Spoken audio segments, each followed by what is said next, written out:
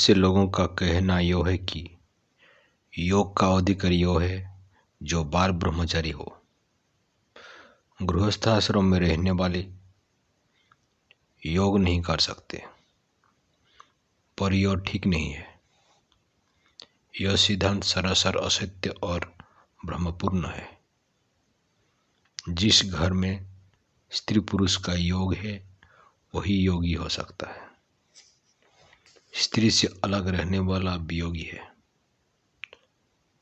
वो योगी नहीं हो सकता। कहते हैं कि आदि योगी सबसे पहले योगी श्री महादेव जी हैं।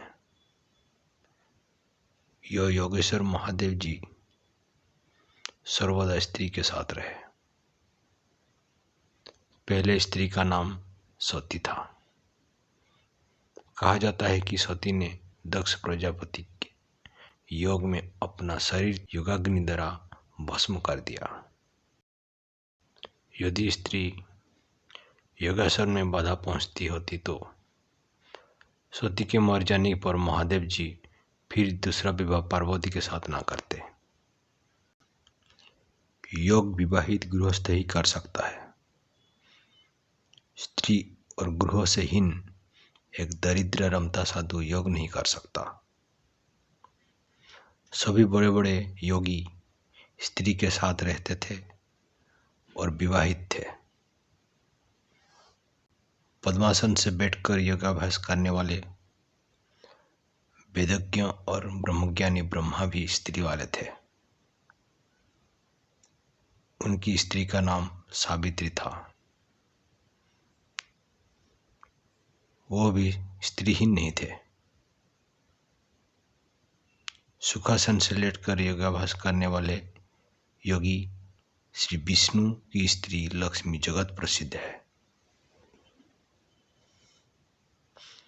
योगाभ्यास करके इंद्र की पदवी धारण करने वाले सुरेश भी बिना स्त्री के नहीं थे और इनकी स्त्री का नाम सची था। श्री रामचंद्र और रावण महाराज जी अपने समय के प्रसिद्ध हैं। योगी और पराक्रमी मनुष्य थे। वे भी बिना स्त्री के नहीं रहे। प्रसिद्ध योगी श्री कृष्ण क्या बिना स्त्री के थे? कभी नहीं।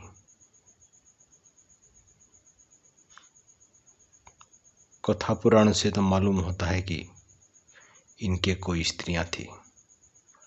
8 तो पटरानियां थी। योगी वशिष्ठ मुनि, योगी अत्रि, योगी गौतम आदि सभी ऋषि मुनि विवाह करके स्त्री रखते हुए भी योगी थे। इनकी स्त्रियों का नाम क्रम से अरुंधति, अनुसया और अहल्या था। हमें सत्य कहने के लिए साधु सन्यासी क्षमा करेंगे और यदि हो सके तो नवजुवक साधु यदि योग करना चाहे तो विवाह करके गृहस्थ बनकर योग साधन आरंभ करे तो उत्तम होगा। योग करने के लिए सबसे बड़ी बात यह है कि साधन नित्य ठीक समय पर होना चाहिए।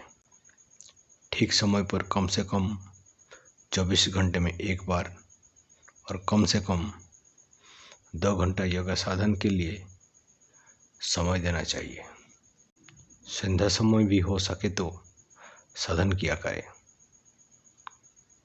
प्रातःकाल 3 बजे से 5 या 6 बजे तक और संध्या समय 6 से 7 बजे तक योग साधन के लिए सर्वोत्तम समय है। यदि इसके सिवा कोई दूसरा समय भी योगी अपने सुविधा के अनुसार नियत कर ले तो कोई हानि नहीं, पर जो समय नियत किया जाए साधन नित्य ठीक उसी समय पर होना चाहिए। पर ठीक 3 बजे का उठना और उस समय नींद का ना आना तो भी हो सकता है जब 9 बजे के पहले सो जाएं। समय अनुसार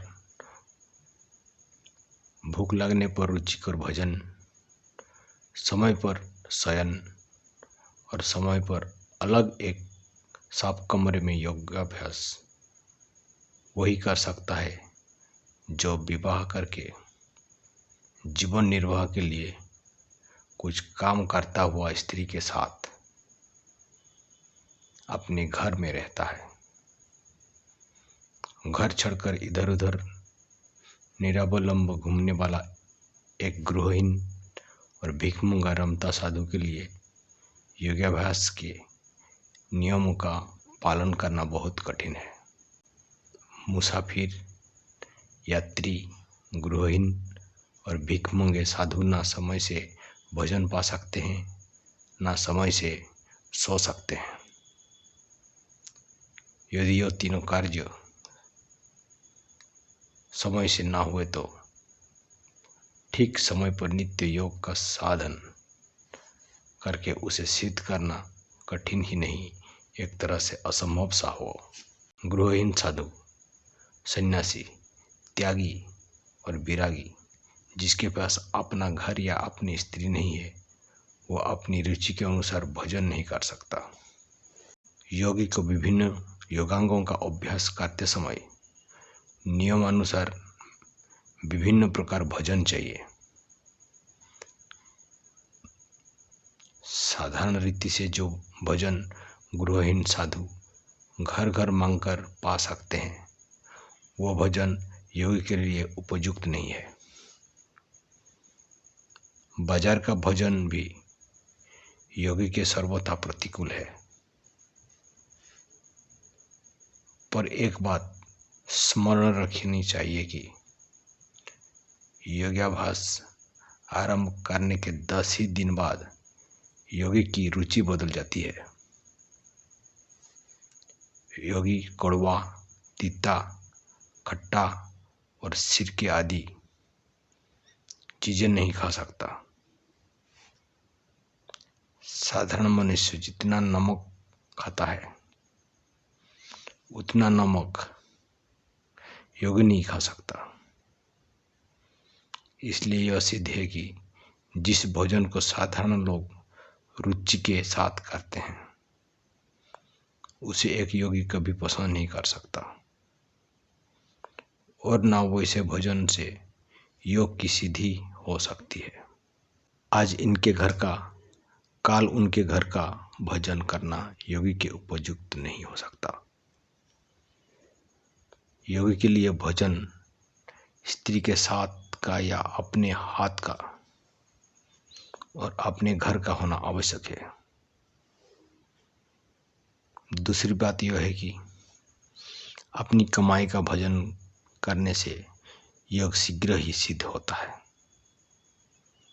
भीख मांग मांग कर बिना मेहनत किए धूर्तता से कमाकर खाने वाला कभी योगी नहीं हो सकता। योगी के लिए अपने हाथ से ठीक किया हुआ अपने घर में योगाभ्यास के लिए एक खास कमरा होना चाहिए और नित्य इसी नियत कमरे में नियत समय पर साधन करने से ही योग सिद्ध हो सकता है। अतः हर तरह से इस योग का अधिकारी गृहस्थ है, साधु नहीं। इसके सिवा सबसे अधिक योग का अधिकारी वही है जिसे योग से सच्चा प्रेम हो तथा हृदय योग साधन करने के लिए तत्पर हो, जो योग को अपने प्राण के समान मानता हुआ उसमें अत्यंत प्रेम और रुचि रखता है। वो प्रत्येक दशा, प्रत्येक अवस्था में योग का अधिकारी, और ऐसे अधिकारी को पाकर योगी मुनि को चाहिए कि प्रसन्नता के साथ मुनि समाज का सदस्य बनाकर योग का उपदेश दे दें। बिना मुनि समाज में सम्मिलित किए किसी को हमारे इस सच्चे योग का उपदेश मुनियों को नहीं देना चाहिए।